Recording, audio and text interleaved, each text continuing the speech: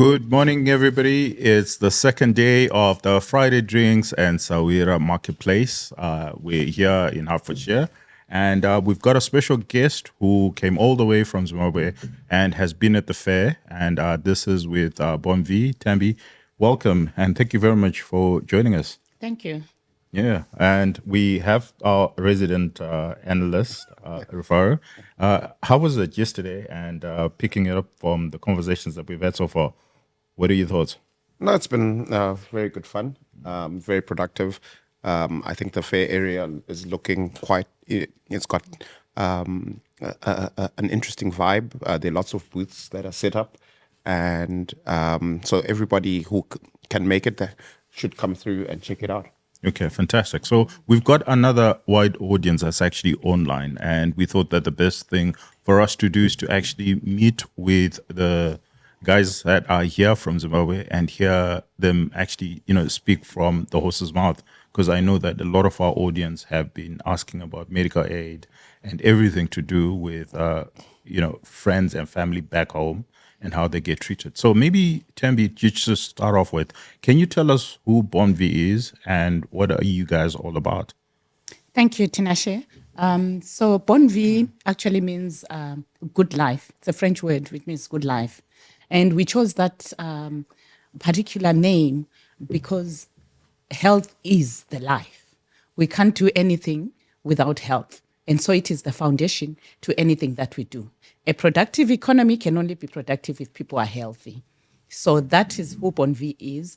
Currently, BonVie is, I'll say, number 5 in the Zimbabwean marketplace. We normally use membership numbers to say, where do you stand in the market? We are only 15 years in business, but we've been able to move and get to that 5th position. BonVie covers a lot of people, right from the elite to the bottom of the pyramid with a $5 product. So we come here to say to everybody, health is a right to every citizen and health is a right to every Zimbabwean. So we have packages that can take care of everyone who needs healthcare cover. Okay, fantastic. So if I'm paying a premium of $5, what exactly is accessible to me? Yeah, so your primary healthcare issues are taken care of. By primary healthcare, I mean your day-to-day issues, going to a GP, moving from a GP clinic to a pharmacy where you get your medication. And if at all you have to be hospitalized, we have a network of both public institutions as well as selected private healthcare clinics. If you are in Harare, a good example would be CityMed, takes our $5 product. Good example would be Westgate Medical. They take our $5 product. Chisipiti Medical, because they've understood the power of numbers. And though they're in private space, they are saying these $5 products can actually work, and we capitate them and they see our people. So you are covered for outpatient care, pathology up to about $100. You're covered for optical, about $100.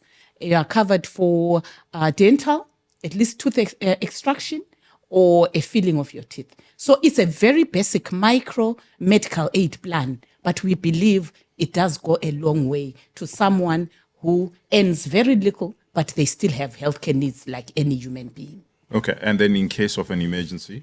In case of an emergency, there's a network of ambulances that we use, NetStar, MRAS, and they will be taken to the nearest facility.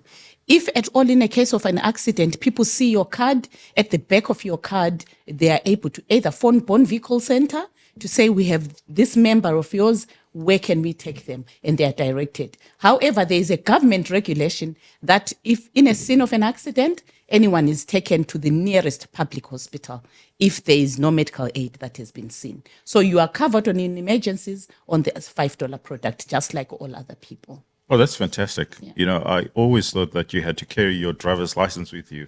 But from what you're telling me, I also need to carry my medical aid with me. Yeah, okay, fantastic. Very important. So what's a mid-tier product and what's a top-end product? Okay, so let me start with the top-end product, which is called the OAK plan. And in our OAK plan, each member is covered for up to $90,000 per year. We call that a global limit, which means each life is insured to that sum. It is divided between in-hospitalization and out-of-hospital cover. You realize that BonVie is one of those medical aids that realizes that in-hospital care or inpatient care chews up a lot of money, and we allocate 60% of that 90,000 to in-hospital care. The 40% of that 90,000 then goes to your outpatient. Inpatient, I mean, if today I have a heart attack, I'm taken to a Group A hospital, I'm in Harare, it will be Avenues. I'm in Bulawayo, it could be Mater Day. I'm going to maybe end up being in ICU where I'm chewing 1,500 a day or 2,000 a day with doctors coming in. Then you start to see that 90,000 is not much. Remember, we're talking of only 60% of that 90,000. So the cost of healthcare is high, but we need to allocate a good portion to inpatient care. Outpatient is your dental, is you're going to your GP, is going to the lab. You are going there, but going back home. So that package or that plan called OC also has a foreign referred treatment. We have a network of hospitals that we work with in India who take care of our members that are referred there. Usually this referral has to be by a local doctor because there is post-care issues that will come. So there is a local doctor who has referred you and they do all the paperwork. We help them through that whole process of visas and everything. They go to India. We get updates at every stage about what is happening together with the local doctor until that patient is back home. Thereafter, they are taken care of by the local doctor. We also refer to South Africa, Netcare group of hospitals, Linksfield, all those are our partners in South Africa, as well as Mauritius. We've got the Apollo hospitals in Mauritius. So we do have that foreign referred treatment. We've taken care of a lot of people around neurosurgical procedures, orthopedic procedures, quite a number, as well as oncology cases. But as you'd appreciate, foreign referred treatment is not for emergency cases. It's whereby it is a planned elective or it's a planned case where we know that a member can actually travel those distances. That's our top tier. Okay, so that's very comprehensive. Just remind me again how much it is, because it looks like it's a lot. If you're joining what are as the an premiums like on a monthly basis? Yeah, if you're joining as an individual, it's about $250 per month. Okay. If it's a corporate, we normally discount corporates because they are bringing us numbers. It could even go up to a discounted fee of a 30% discount or 25% discount of that $250. All right. And how seamless is it for somebody in the diaspora who wants these packages for their family back home? So they've got kids back home or they've got parents back home. How seamless is it? Is it easy for me to sign up and I'm the one who's actually paying, but the guys back home are the ones that are enjoying the service? Yeah, good question, Tinashe. That's why I'm here. That's why BonVie is here. We want to make people understand that you can sign up online. Our website has got all our application forms. You can actually sign up and put yourself as a payer, but register your children or whoever you have at home. All the terms and conditions are in the website. As you go through your form, it is quite clear. Always disclose your pre-existing conditions so that we are able to take care of all the people that you are registering. We've made it even easier with a partnership with Nyaradzo because we now have Sahwira money, whereby all those problems where we're saying we send money home, but it does not get to BonVie or it does not get to the intended purpose, you no longer have to send money directly to home, but you can pay through Sahwira money. So it's an amazing partnership, and we thought we need to be here to explain this, to endorse this, that it is working and it is a solution for the greater populace that is struggled around that area. Fantastic. So Zimbabwe has gone through 2 episodes of hyperinflation, and this has left a lot of people disillusioned about insurance products, particularly life and medical insurance, because at the time when the Zim dollar was going through this awful devaluation, people were paying their premiums, but they weren't able to actually access value at the material time. So maybe just address these concerns that some Zimbabweans have, having been disillusioned during the hyperinflation era. Yeah, very true. I think the advantage of health is that health is even shorter than a short-term product. Okay.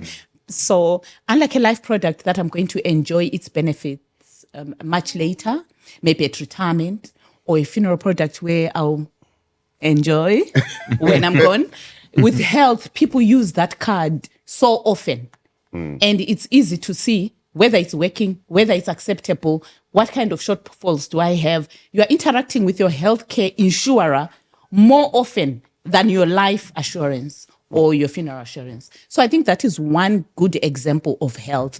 And it's still fairly driven by corporates because corporates want a workforce that is insured as far as their health is concerned. So you realize that our membership as a whole industry is still driven by formal employment. But as BonVie, like I said, we've gone to the bottom of the pyramid and we are now talking to the informal sector also to make sure that they are also taken care of. And so the mid-tier product, how much can one expect in terms of payment, premium payments? Great. On a monthly basis. So we have a mid-tier. I'll talk of two plans, one called Mukwa, the other one called Mukwa Lite. The Mukwa plan, you are looking at being covered for $30,000 a year, and you are paying a premium of about 102 for an adult per month. It will still take you to Group A hospitals, but your global cover is way less. As you'd appreciate, I spoke of the 90,000 global cover. Here we're talking of the 30,000 global cover. Below that is a 15,000 global cover called Mukwa Lite. And this Mukwa Lite now takes you to Group B hospitals, which is like your West End Hospital. You can still go to the Michael Gelfans because they're Group Cs. In Bulawayo, you can still go to Charter Medical Center. They used to be Hillside. So it's still private healthcare, but the global limit is less, which means you can exhaust it quicker, but it's still a good cover for someone who's generally healthy because all their outpatient care is still the same. You can still go to your GP. You can still get your pharmaceutical products, both chronic and acute medication. So your chronic condition will be well taken care of. Okay, fantastic. So because we're in the UK and I just want to get an idea of what 30,000 can do. We know what 30,000 US dollars, which is about 20,000 pounds, can do. Yeah, not much in terms of healthcare, but 30,000 in the Zimbabwean context, how far can that go? Yeah, like I'm saying, if you're a generally healthy person, it's very rare that you will exhaust that 30,000. Okay. It's just that we can never plan enough for emergencies. But a generally healthy person, 30,000 is good. And again, at BonVie, we help you to stretch your benefits. We are in a network of also service provision, where our clinics, if you go to our clinics, you have no shortfalls, the charges are reasonable. Through our pharmacies, we have a procurement arm, which is the wholesale pharmacy, where we procure in bulk all our chronic medication for all our members, and we make sure that they are coming in at a price that is fairly good. So we are passing a charge that is reasonable. So we try our best to make sure that whatever package people are on gives them a long haul for the year. Okay. Yeah. Well, fantastic. So on that, thank you very much, Thembi, for joining us. And I'm sure to the audience, you gained as much as I have. I will certainly be encouraging my relatives to sign up because I know, we get a lot of these problems back home where we only go to the hospitals or to the clinics or pharmacies when something has gone wrong. Yeah. And I think this is fantastic because it shows that you can actually prepare. And I think 30,000 is worthwhile in the Zimbabwean context. So thank you very much. And we'll continue the conversation, but it will take a segue into something more interesting and enjoyable. Thank you. From the comfort of your home and wherever you may be, getting in touch with Nyaradzo has never been easier. Just scan the QR code or WhatsApp hi to Sawi on 0712 992 892. Hi Daniel, Sawi is available 24/7, 365 days. Nyaradzo Life Assurance Company, convenience redefined.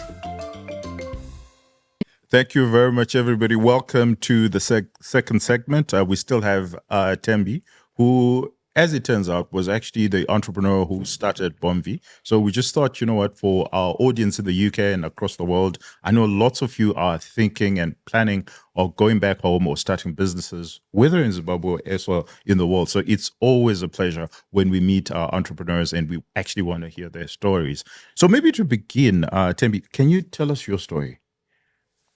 Sure. Yes. I'm a Bulawayo-born girl from very humble beginnings. Brought up by a teacher, a headmaster, and a nurse. And I started my journey. After A-levels, I went to join Shmulian and Spanda, which was a firm of chartered accountants, did articles, came to Coopers and Lybrand in Harare. Coopers and Lybrand those days, that just sells my age, doesn't it?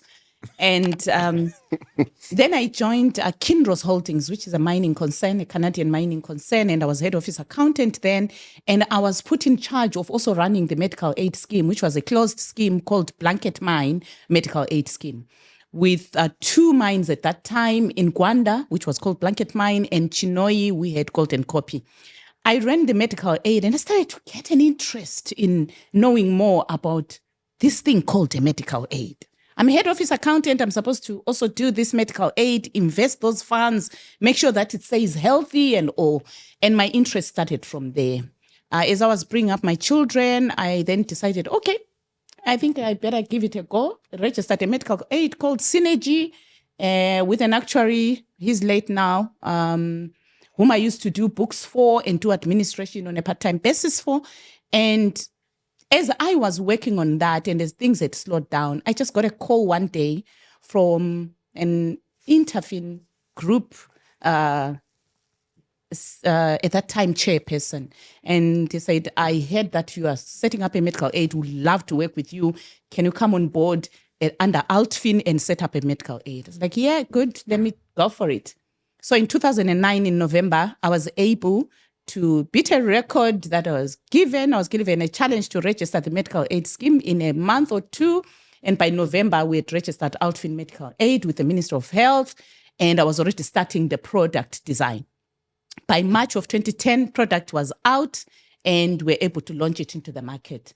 At that time, I think First Mutual had also just started a year back and we started the journey under Altfin Medical Aid Scheme. Ran it till 2015, 2016, where the shareholders at that time then made a resolution that we sell the business as a going concern, and we're able to actually go and bid and get ourselves the current shareholders buying into BonVie. It meant a total shift because these are different people. We had done quite well under Altfin. It was a strong brand already and growing very fast at that time. Mm-hmm. But it also meant that I had to quickly adjust to the new shareholders. Me and my team had to just learn that with this current shareholder, all they want is take the market by storm. Mm-hmm. So our speed had to change, our way of doing things, we had to scale up. Thank God I had a good foundation at Altfin because I had actually done the product design. I knew the market very well. But one other extra mile that we then took in this current journey was to actually venture into healthcare service provision, which we were not doing under Altfin. Mm. That's when we started the clinics, the hospitals, the labs, the pharmacies. And currently, I have GMs on all those, and those are regulated differently. The pharmaceutical industry is a different story. The doctors and surgeries are a different story. Optometry centers are different. Labs are different. Mm. We now are a fairly big group, challenging those that have been in the space for a long time. An exciting journey, but what keeps me awake and what keeps me going is that I want to see and I want to have an impact in each and every Zimbabwean as far as healthcare is concerned. Our key pillars that we rest on as BonVie Medical Aid is prevention and wellness. Okay. So sorry to just take you back a bit. Were your parents entrepreneurial by any chance? I would say yes. They had their jobs, but they did a lot of other things. Around their own space, they were entrepreneurs. Mm. My dad was a livestock farmer, which I've taken up after him. Having had 5 girls, I'm one of those girls. I'm one of the 2 girls that have taken up livestock farming in a big way. My mom did a lot of projects.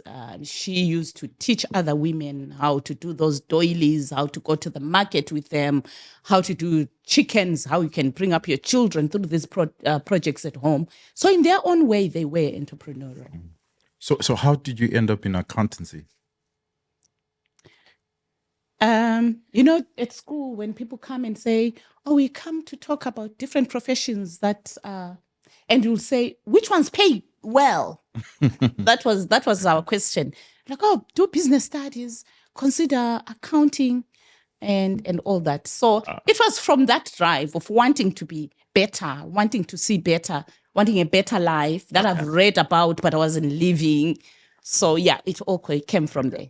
And when you were starting the business, because that was the time of hyperinflation, Yeah. and a lot was happening. What was your biggest anxiety? Was it the macros, or it was just the existential crisis of actually starting a business?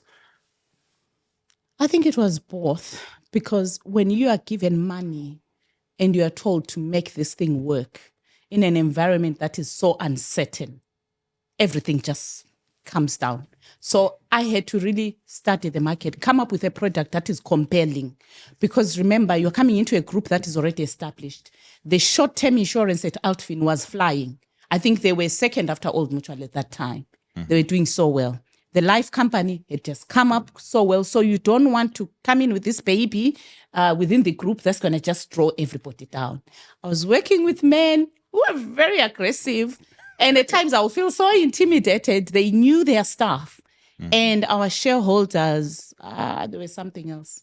Mr. Rhodes he's such a go-getter. Aggressive. Yeah, very aggressive. But on the other hand, very supportive, because I'm one of those lucky people who, when I said product is ready, all his businesses came on board. So in like 2 months, I had over 2,500 members from Interfrin, from Zimalois, from Phoenix, from Break and Clutch, and they all came together. And in insurance, numbers is the key thing.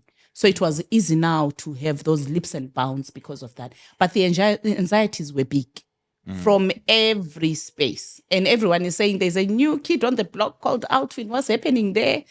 Yeah, but the support was amazing. It was good to be part of that group because I saw so much growth in my own personal journey.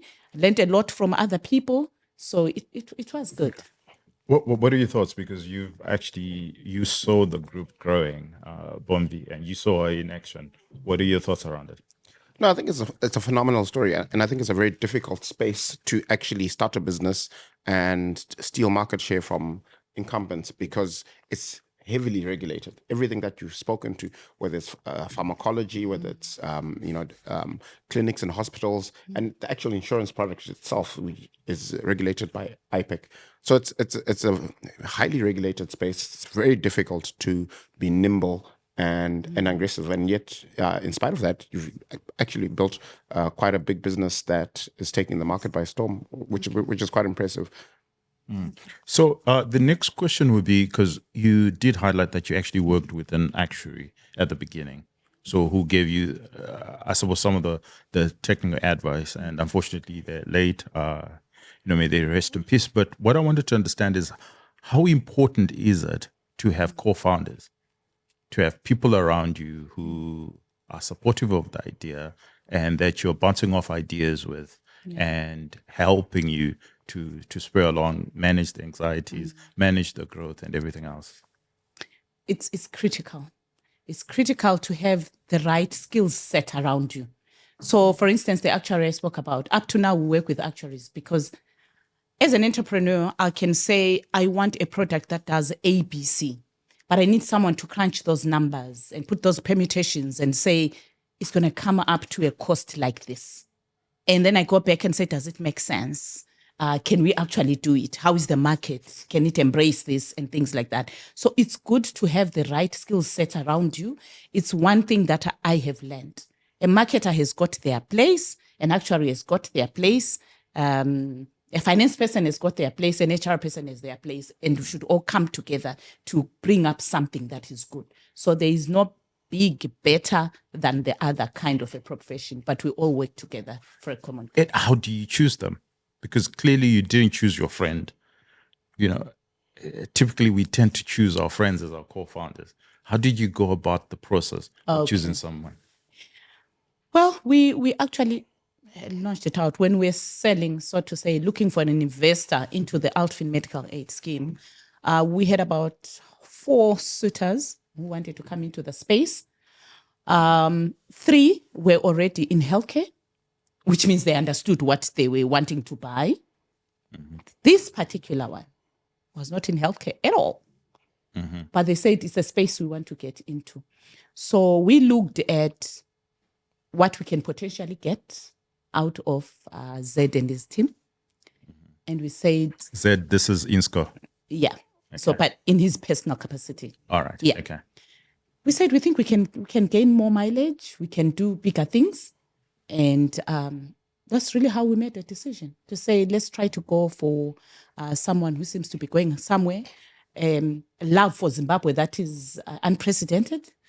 Someone who says, I'm here and I'm here for the long haul and I continue to do business in Zimbabwe. So that's really what we did. Okay. Yeah. So, looking at Farai, looking at Zed, these are very, very aggressive characters.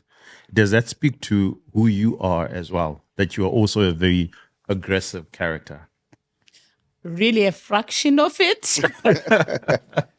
No, you are right. Amazingly aggressive man with so much focus and determination for Zimbabwe. So yeah. I love working under them. To this day, Farai is still invested in this business. So he sold out, but still retained a shareholding. So I enjoy both worlds to this day.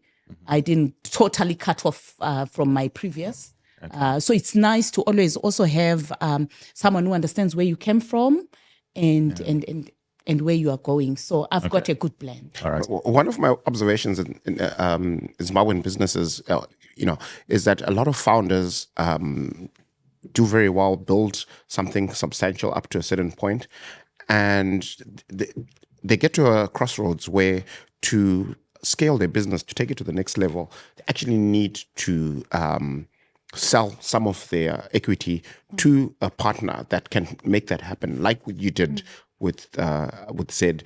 But they struggle to let go. And often what happens is that the business then never achieves its full potential. So and the sense that I have is that it's an emotional handicap that, you built this business, it's like your baby, and giving up any equity is, I find a lot of founders really struggle with, being able to do that. So how were you able to have a conversation that's dispassionate and that's just business and objective about getting, a partner on board, letting go of some equity, but then being able to take the business to the next level? Yeah, you are very right.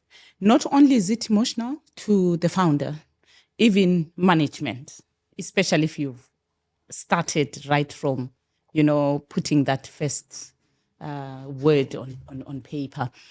But I think what helped us a lot was the fact that, remember, Altfin Insurance and Altfin Life were going under liquidation. But I'll say I had an amazing board of directors. So the direction that the board was giving to management as well as to the shareholders to say, we've got a good thing here, let's preserve it. And these are the options of actually preserving this good thing. So to this day, James Maposa, may his soul rest in peace. He was with Anglo and he was my chairman. And he was very strong with corporate governance issues. And he literally led the board to those options of salvaging this good thing and making sure that people's jobs are not lost in the process and that the shareholders of Altfin Medical Aid at least do salvage something out of it. So for me, I would say corporate governance is great, is big. A good board will help you to process some things because at least they're non-exec. The way they're looking at things is more independent than you. So there's less emotion, but really looking at the facts on the ground and saying, where do we move from here? So those are some of the things that I think really contributed significantly. So let's talk about, the people that you actually work with directly. So these are your employees. Maybe walk through how you how you go about employing people. Let's start with your first employee. What are you looking for? Because this is, you're nimble-minded, you're aggressive, and you're looking for a team and you're building a team. What are the things that you're worried about and you're thinking around? Okay. It's been an amazing journey. My HR person is literally like here with me on my right hand, because this industry is very, very different. It's highly technical. For instance, if I'm running pharmacies, the head of the pharmacies has got to be a pharmacist. Highly regulated, that's how it should be. You cannot employ someone who is not a pharmacist. But does that mean a pharmacist is entrepreneurial? Does that mean they've got the business etiquette? Does that mean they can work in teams and employ the right people around them? Not necessarily, and you can't blame them. They went to school for pharmacy. They know this drug and that drug. What I've had to learn is that coaching is critical. So we always go, because we're highly regulated, go for the right people as far as skill set is concerned, technical issues are concerned, but immediately train. And it doesn't mean they have a weakness because they need to be trained on how to run a business. No, they just didn't go to school for it. But as long they are trainable, as long the attitude is right, I'm big on training. I'm big on coaching, and I'm big on seeing lives being changed. I'm proud of our pharmacists. The way Dr. Celestino has moved from this young guy who was running just one branch of pharmacies to a whole network of 5 and a wholesale pharmacy, finished his PhD in business administration, aggressive, now looking out for which suppliers can I actually work with so that we import our drugs from outside Zimbabwe. So people can be trained, but I think at times we are not patient to actually walk the journey with them. But HR issues are very, very sensitive. Critical. Yeah. And how do you fire people? You fire them with a smile. If you are doing your job, they will fire themselves before you fire them. I think that's one thing that I've learned. If I have got my performance appraisals in place, if we've got communication between the manager and that person happening as often as possible, they'll fire themselves before you actually write that letter. Yeah. Okay, all right. And then let's look into the future. What do you see as the opportunity? Where do you see maybe the business? And we can talk just slightly on the business, but you as an individual, how do you see your story developing in the next decades ahead? Yeah. On the business side, just this morning, I went to a link that was talking about the Capitec, a bank in South Africa, how they went into the bottom of the pyramid, but today, where are they? I think Zimbabwe has a huge opportunity. The informal sector is there. It's real. And there is money in the informal sector. So for our business, we are really saying, as much as we are going to tap into the diaspora remittances that are huge, we are not going to ignore that informal sector. It's the miners, it's the security guards, it's the farm workers, it's the domestic workers. They need medical aid cover, and it's only $5. So I'm seeing this business actually ending up almost like with 2 different funds, formal sector, informal sector, but all coming together to amazing numbers, amazing numbers. Because only 10% of the population is covered on healthcare cover to this day. We could be even less than 10%. But we also know our public healthcare facilities are not really functioning. So we need to come up with models that are going to help the Zimbabwean populace so that we cover more people. So on the business side, I'm seeing BonVie and Vivat Group growing, employing more people, coming up with better solutions, big ideas, greater ideas, smarter ideas around healthcare.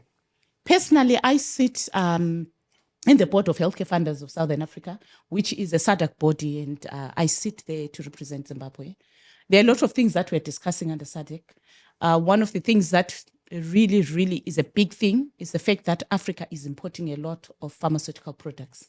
And we've been talking about until when will SADC be doing this? What can be done around that space? Second thing we've been talking about is the issue of visas.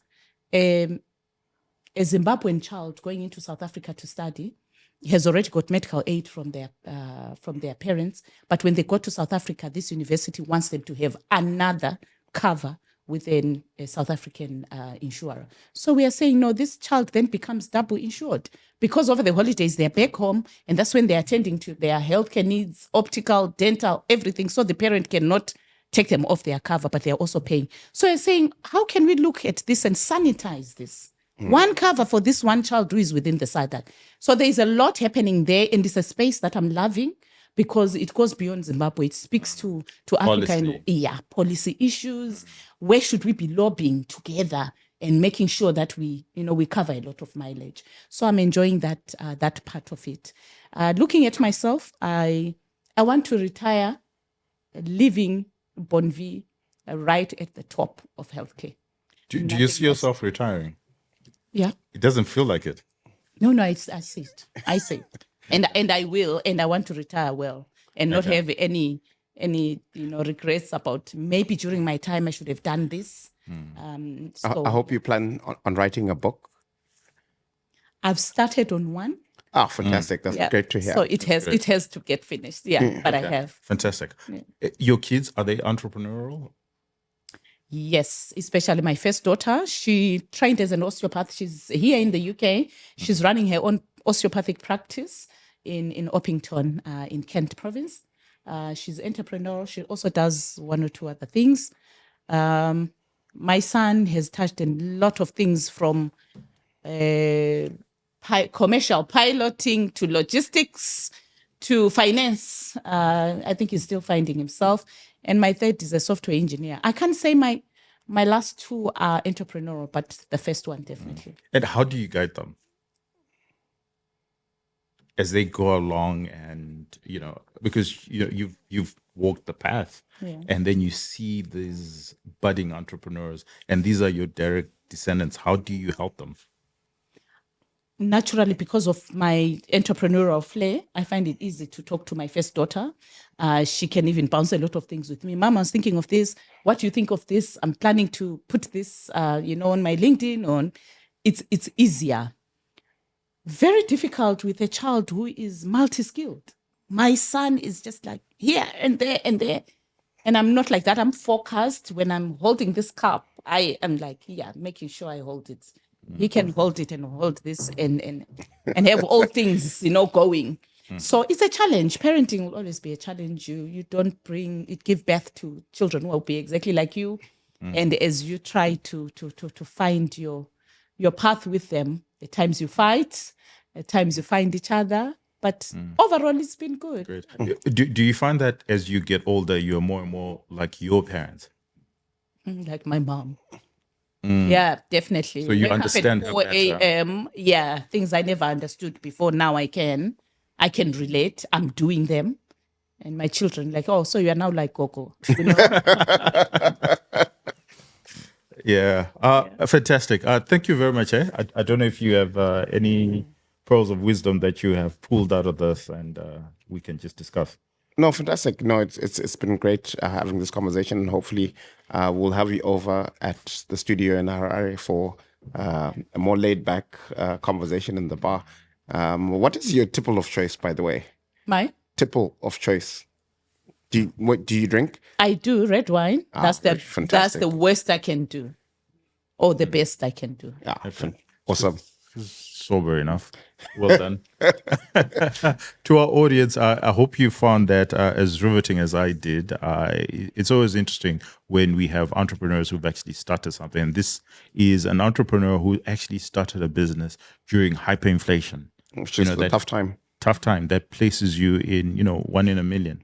And that's a business that has survived the turbulence, not just of hyperinflation, but even post that, and has continued to grow. So, we wish you well, and we hope that the audience has also learned quite a bit. So thank you. Thank you. Yeah. To everybody, enjoy. Cheers. Cheers. Cheers.